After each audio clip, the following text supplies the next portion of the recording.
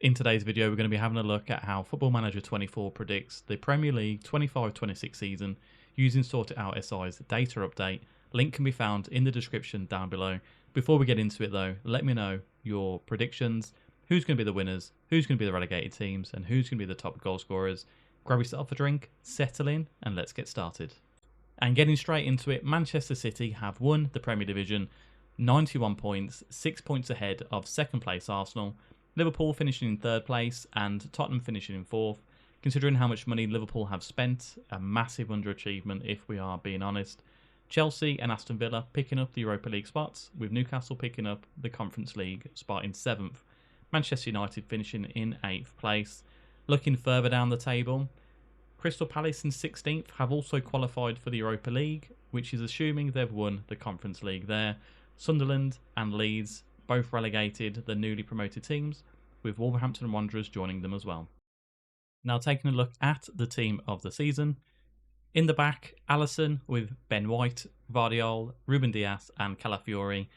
Silva, Salah, Odegaard and Martinelli, with Haaland and João Pedro up front as well. Now it is dominated, as you would expect, by Liverpool, Arsenal and Manchester City players, but João Pedro getting up there as well.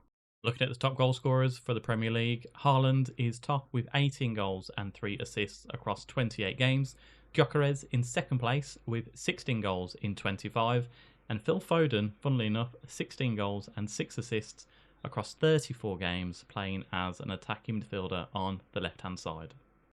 Now taking a look at the individual stats for players, Haaland, as we saw, was the top goal scorer in the Premier League. Martin Odegaard was the top assister with 14. Most shots was for Bukayo Saka for Arsenal with 120 across the season, who also got the most player of the matches with 12 in 33 appearances. Most key passes was James Ward-Prowse with 98. I wonder how many of those were from set pieces. Best pass completion, Nathan Ake with 95% for Manchester City. Most tackles won, Tyrick Mitchell for Crystal Palace with 122 across the season. Most dribbles made was Bukayo Saka with 136.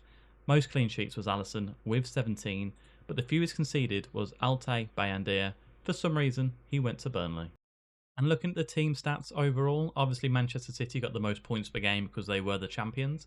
They also scored the most goals with 77, 5 of those coming from corners. They had the most shots with 590, the fewest shots against with 343. Leeds United had the best pass completion, even though they got relegated, with 90%. Most possession was in Manchester City with 58%.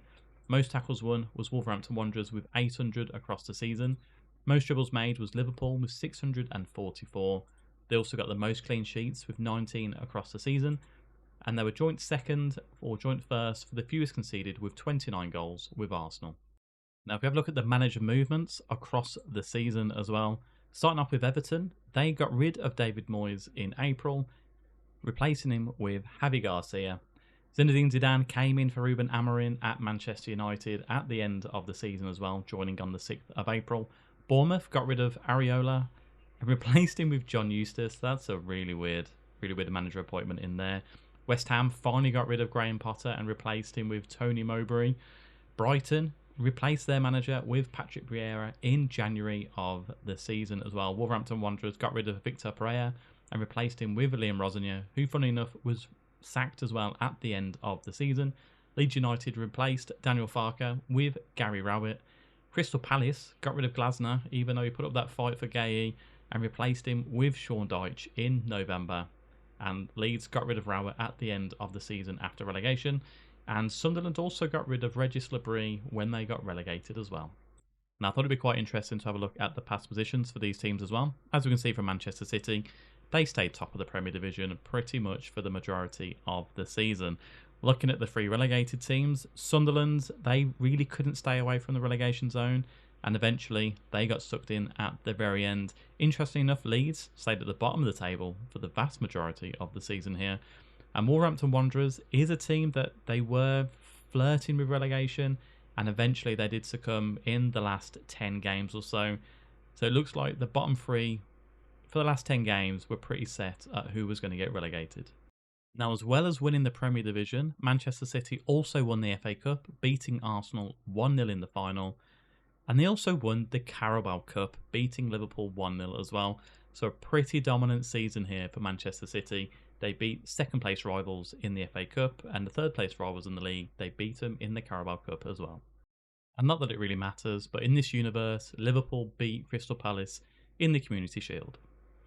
And there we have it. That is the prediction of Football Manager 24 for the Premier League's 25-26 season. A treble for Manchester City. Now let me know down below if any of your predictions were correct. Hit the like button and subscribe for more Football Manager content, and I'll see you on the next one.